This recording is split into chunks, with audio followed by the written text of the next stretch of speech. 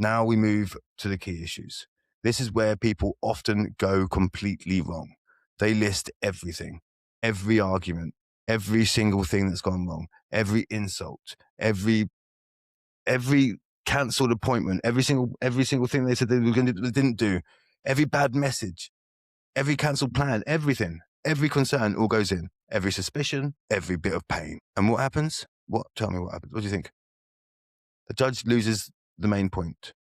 Your job is not to throw everything into the statement and hope something lands. Your job is to identify the next key issues the court needs to decide. Usually, there should be 3 to 5 main issues, not 20, not 30, 3 to 5. For example, the main issues I ask the court to consider are as follows.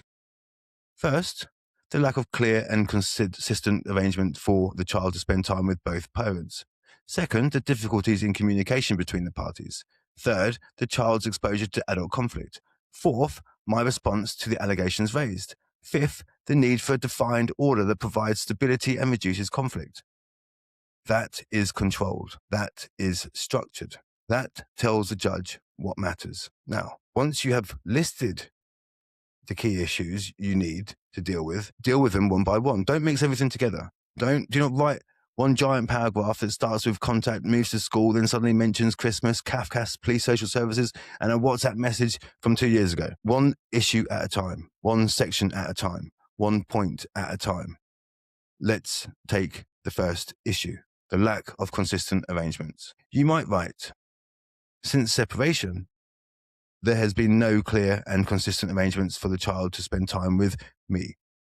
Contact has taken place irregularly and has sometimes been cancelled at short notice. I am concerned that the lack of consistency creates uncertainty for the child and makes it harder for the child to maintain a settled routine for both parents.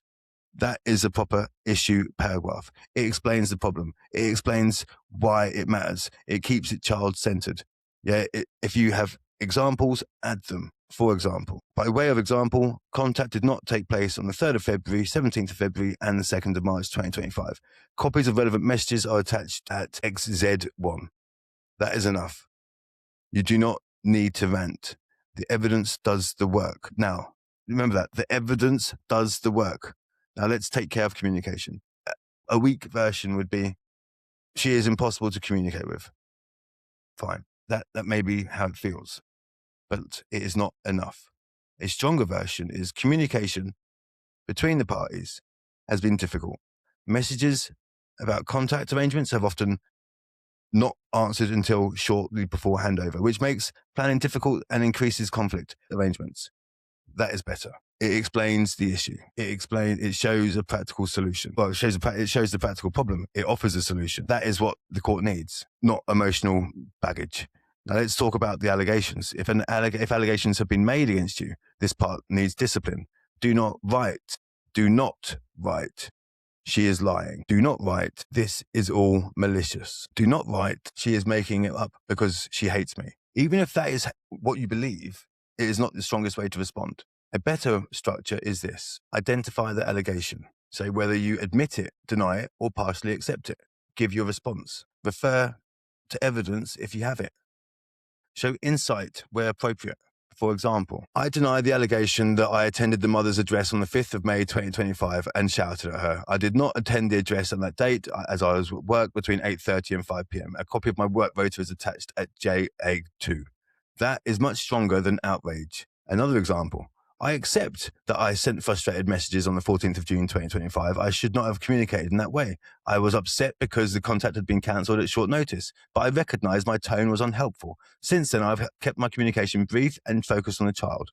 That paragraph is powerful because it shows maturity. It does not collapse your case. It does not mean that you're admitting everything. It shows the court that you can reflect. That is a big thing. And reflection matters in family court. Because you can't fix unless you know what you've done wrong. The court does not expect perfect parents. It expects parents who can put the child first and manage conflict better.